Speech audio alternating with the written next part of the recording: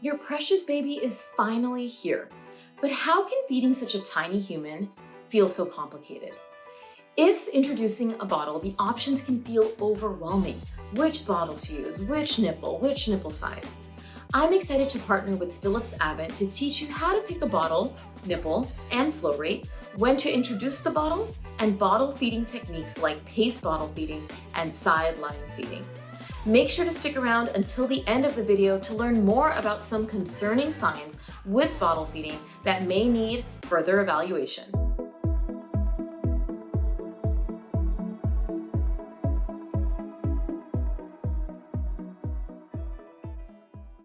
The first step in bottle feeding is picking which bottle and nipple to use. This seemingly simple choice can get overwhelming fast, especially when you look at all the different products on the market. Try not to stress. Some babies will take any bottle you offer them, while others may be more particular. I recommend getting two different options, and don't feel like you need to panic buy every type out there. Philips Avent has two bottles that are great to try, whether you're nursing or bottle feeding or both. The Philips Avent Natural Bottle with Natural Response Nipple is a great bottle for breastfeeding or combination feeding moms. The bottle is designed with a unique opening and tip, which unlike standard bottles, only releases milk when the baby is actively drinking. When baby pauses to swallow or breathe, no milk flows, just like when nursing. If you are worried about gas and colic in the early days, you may want to consider the Philips Avent anti-colic bottle with the air-free vent.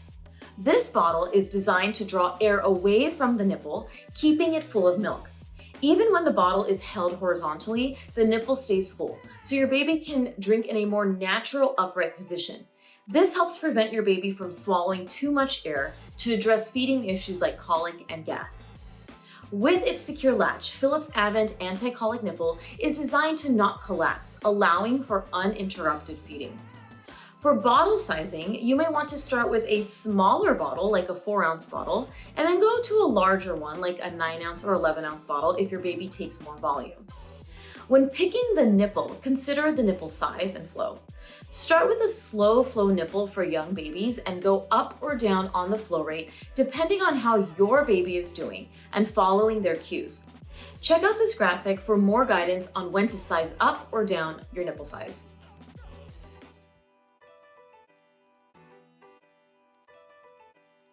Bottle introduction all depends on your feeding plan. If you are planning to bottle feed from day one, you'll want to introduce a bottle from day one. If you plan to nurse but need to supplement with a bottle in the future, I recommend offering the bottle ideally between 2 to 4 weeks, but no later than 10 weeks of age. This is because at this age, babies still have their primitive suck reflex, making it easier for them to take the bottle even after they've gotten used to taking the breast. After 10 weeks, that primitive suck reflex diminishes and sucking becomes more voluntary, making it challenging for infants to learn this new skill, taking the bottle. So how to give baby the bottle? There are 3 main ways to position your baby for feeding: supporting their head in your hand and feeding, supporting head in elbow and feeding, or sideline, which we'll get into. I recommend using the pace bottle feeding technique or the sideline technique. Pace bottle feeding allows the baby to control the flow of the milk, more closely mimicking nursing. It also allows the infant to better control the volume of milk that they take, which encourages them to follow their hunger cues, which is important whether your baby's getting breast milk or formula. With pace bottle feeding, you're going to utilize the cradle hold to keep your baby a little more upright than horizontal.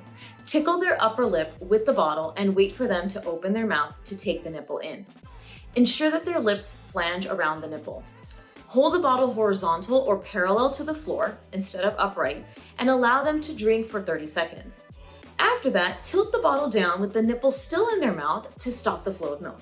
Watch and wait to see if they suck again, and if they do, lift the bottle back to horizontal to restart the flow.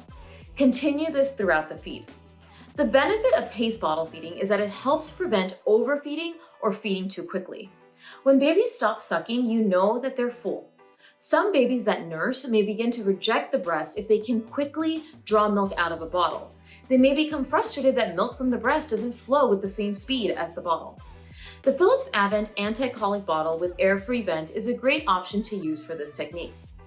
Philips Avent natural bottle with natural response nipple has this pace feeding sort of built in. It releases milk only when the baby is actively drinking, so it lets baby set the feeding pace. Babies can stop feeding to swallow and breathe, and no milk will flow, just like on the breast, making it easy to combine breast and bottle feeding. This is similar to pace bottle feeding with traditional bottles, but this bottle has this control flow feature built in, so it helps do the work with you. Anything that makes feeding a touch easier is a big win in my book. Another option is the side-lying technique. Side-lying is a wonderful option for bottle feeding because it mimics the nursing position, and it also takes away any tension for your baby to support their own body while feeding. It also removes the need for you to support your baby's weight with your arm or your hand. This position is particularly helpful in preterm babies or infants with feeding difficulties. If the flow is too fast, this position allows any excess milk to dribble onto the pillow or the rolled up blanket instead of resulting in coughing or gagging during a feed. It also is great for babies with reflux, as side-lying on the left side can increase the space from their stomach to their esophagus, making it less likely for them to spit up and be uncomfortable during the feed. To do this, sit somewhere where you are comfortable, where you can put baby on your lap. Your feet should be planted for stability. You can place a small pillow or blanket on your lap. Place your baby on their left side on your lap with their bottom against your belly and their head towards your knees. Their ear, shoulder, and hip should be in a straight line. Offer the bottle with it horizontal to the floor by tickling their upper lip pointed to the baby's palate, and wait for your baby to open their mouth before placing the nipple and bottle inside.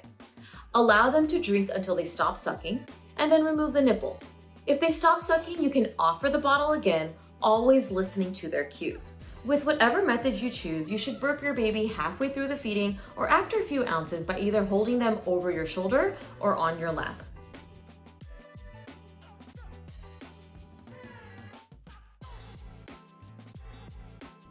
If your baby is constantly refusing their bottle, if you are concerned about poor intake or poor weight gain, or if your baby has excessive spit up, it's best to speak to your child's clinician.